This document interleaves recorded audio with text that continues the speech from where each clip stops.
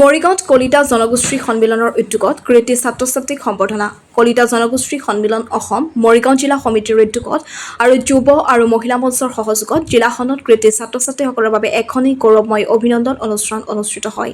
এই অনুষ্ঠানটোৱে শৈক্ষিক ক্ষেত্ৰত কৃতিত্ব অৰ্জন কৰা ছাত্ৰ-ছাত্ৰীসকলক উৎসাহ যোগোৱাৰ বাবে এই অনুষ্ঠানটো আয়োজন কৰে। জিলা সভাপতি দুলুমণি বৰা সভাপতিত্বত অনুষ্ঠিত এই অনুষ্ঠানটি উদ্বোধন কৰে মৰিগাঁও জিলা আয়ুক্ত অনামিকা তেওৱাৰীয়ে। জিলা আয়ুক্তগৰাকীয়ে নিজৰ ভাষণত কৃতি ছাত্ৰ-ছাত্ৰীসকলক অভিনন্দন জনাই ভৱিষ্যতে অধিক সফলতা অৰ্জন কৰিবলৈ উৎসাহিত কৰে আৰু সমাজ গঢ়াত শিক্ষাৰ গুৰুত্বৰ ওপৰত এক সুন্দৰ বক্তব্য প্ৰদান কৰে। উক্ত অনুষ্ঠানত বিশিষ্ট অতিথি হিচাপে উপস্থিত থাকে কলিতা জনগোষ্ঠী সন্মিলন অসমৰ সভাপতি ডক্টৰ সোণেশ্বৰ কলিতা। তেওঁ নিজৰ বক্তব্যত শিক্ষাই সমাজৰ উন্নয়নৰ মূল চালিকা শক্তি বুলি উল্লেখ কৰি ছাত্ৰ-ছাত্ৰীসকলক অধ্যয়নৰ লগতে নৈতিক মূল্যবোধ ৰক্ষা কৰাৰ আহ্বান জনায়। লগতে বিশিষ্ট অতিথি হিচাপে দৰং জিলা মহিলা মঞ্চৰ সভানেত্ৰী গীতিকা কাকতিয়ে মহিলাসকলক অংশগ্ৰহণ আৰু যুৱ প্ৰজন্মৰ ভূমিকা সন্দৰ্ভত গুৰুত্বপূৰ্ণ বক্তব্য আগবঢ়ায়। অনুষ্ঠানত জিলাখনৰ বিভিন্ন অঞ্চলৰ বহুসংখ্যক লোকৰ উপস্থিতিত কৃতি ছাত্ৰ-ছাত্ৰীসকলক ফুলাম গামোচা মানপত্ৰ আৰু উপহাৰ প্ৰদান কৰি সম্বৰ্ধনা জনোৱা হয়। এই ধৰণৰ অনুষ্ঠানৰ জৰিয়তে যুৱ প্ৰজন্মৰ মাজত শিক্ষাৰ প্ৰতি আগ্ৰহ বৃদ্ধি পোৱাৰ লগতে সমাজৰ সামগ্ৰিক উন্নয়নত ইতিবাচক প্ৰভাৱ পৰিব বুলি আয়োজকসকলৰ লগতে জিলা আয়ুক্তগৰাকীয়ে বক্তব্য প্ৰদান কৰে। অভিনন্দনৰ সভা আয়োজন কৰিছিলে আৰু তাতে ইয়াতে সকলো জনগোষ্ঠীৰ কলিতা জনগোষ্ঠীৰ সকলো গোটেই অসমৰ পৰা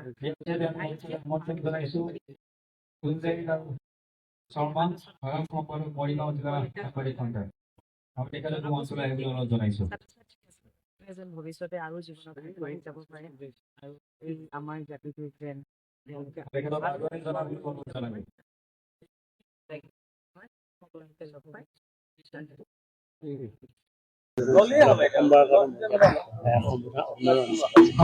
আমি অত্যন্ত সুখ অনুভৱ কৰিছো যে কলিতা জনগোষ্ঠীৰ মৰিগাঁও জিলা সমিতিয়ে আজি ইয়াতে মানে উচ্চ মাধ্যমিক আৰু উচ্চতৰ মাধ্যমিকত কৃতিত্ব দেখুওৱা ছাত্ৰ-ছাত্ৰীসকলক লৈ এটা অভিনন্দন অনুষ্ঠান পাতিছে। এই অভিনন্দন অনুষ্ঠানত উপস্থিত থাকিব পাই কলিতা জনগোষ্ঠী সন্মিলনৰ তৰফৰ পৰা আমি সুখ অনুভৱ কৰিছো আৰু আমি মৰিগাঁও জিলা সমিতিক মৰিগাঁও যুৱ মঞ্চ কলিতা জনগোষ্ঠী মৰিগাঁও মহিলা মঞ্চ কলিতা জনগোষ্ঠী আটাইকে আমি আমাৰ ফালৰ পৰা আন্তৰিক অভিনন্দন আৰু আমি ধন্যবাদ জনাইছো।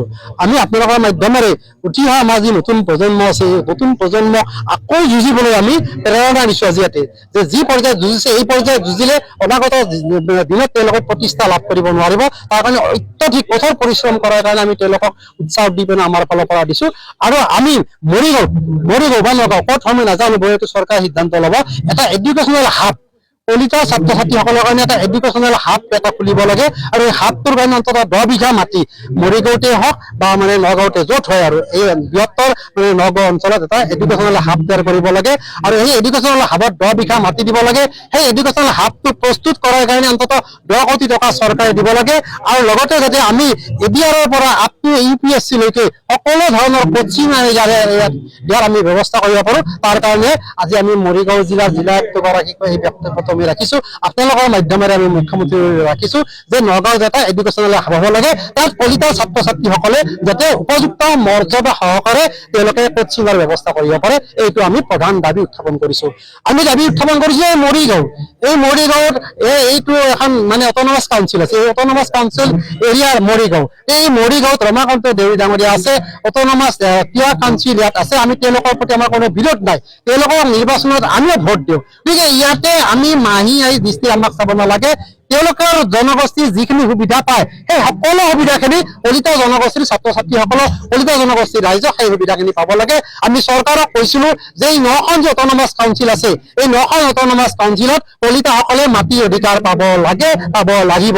এই বৈষম্য কলিতাসকলৰ ওপৰত আমি বেছি দিন চলি থাকিব দিব নোৱাৰো। কলিতাসকলে আমি জনজাতিকৰণ বিচাৰিছো।